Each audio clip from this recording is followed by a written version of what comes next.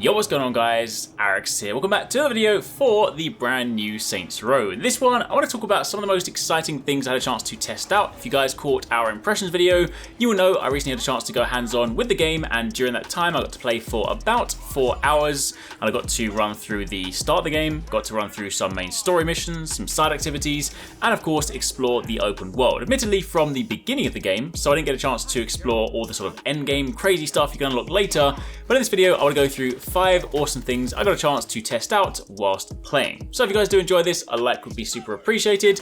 Comment down below if you have any questions. Let me know if you guys are Saints Row fans and if you are looking forward to the game, and do be sure to keep it locked for plenty more.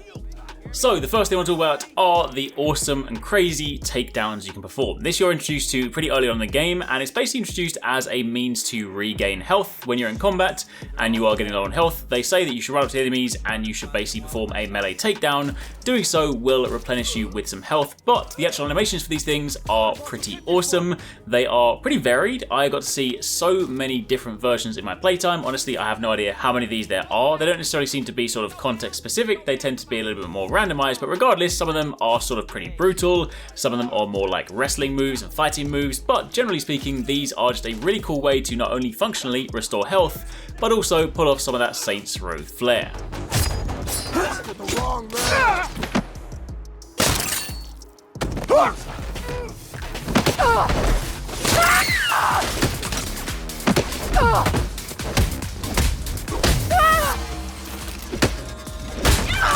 It's inhumane!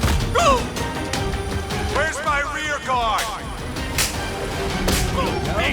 Moving on from there to number 2, the Wingsuit. This is a really cool way to explore the city. Initially, it is something you will use in side missions, but if you do the correct side mission, you can actually unlock this to keep. So this basically means that when you're playing throughout the world, if you decide to jump off a building or basically go exploring, you can fly to a degree freely. You can of course glide down from the sky. If you are accurate enough, which your boy was definitely not, you can also perform takedowns, but this is now a nice, safe way to basically get from really high heights down to the ground, plus also explore in style.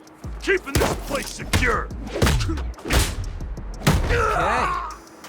Then, as I sort of progress throughout the game, you of course unlock the ability to basically use different skills and also different perks. Perks are of course a lot more passive, and as you accrue currency throughout the game, you can purchase more perk slots. And then of course, as you have actually completed different encounters, different sort of story missions, you will unlock different things you can equip as you go. So these will of course provide you with passive bonuses, but the skills are the really cool part, because again, as you progress, as you level up, you'll be able to equip these to your slot. You basically have 4 different slots that you can choose from, and some of these provide you with different bonuses. Some of them allow you to quite literally put a grenade in someone's pants and throw them, Pineapple Express style. You can also throw down explosive mines. You can drop down smoke clouds to basically allow you to stealth through enemies, or maybe not sort of stealth, but at least avoid aggro. There are even things that will sort of give you damage or defense buffs.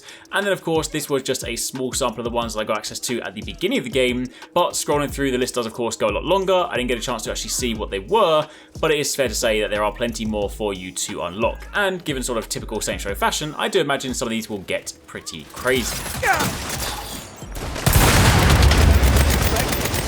Take cover. In addition to this, I got to sort of test out some different customization stuff. If you guys have tested out Boss Factory, you will already know that the character creator is pretty extensive. There are so many different things you can do, so many different sliders, so many different fashion items, things to sort of put on your faces, accessories, tattoos, scars, even prosthetic limbs. All of that stuff is pretty extensive, but it is not just to your character. Of course, outside of that, you have all your different sort of fashion options, shops to explore, clothing items to unlock by completing missions. You can also customize your weapons. You can customize your vehicles. There is a ton of customization to choose from in this game. And of course, outside of that, I got a chance to mess around with some of the open world missions. I ran through, largely speaking, the story missions, but outside of that, there are plenty of different things to take part in. Some of them are sort of simple, like assassination style missions. You have to sort of go and take out some targets. Other ones include the crazy wingsuits. And then of course, later on in the game, once you get to sort of an end game portion, you actually start managing different parts of the city.